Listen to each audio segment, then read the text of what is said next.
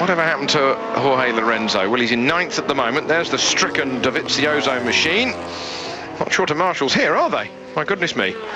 And Dovi up and walking, I'm glad to say. He was, of course, on his personal best lap of the section. This is, there he goes. That's the Biaggi crash that Tony was talking about earlier. No, that's another corner, Julian.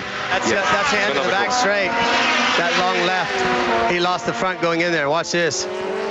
Fire, anybody? Well, you remember when Loris Caparosi's Ducati caught fire?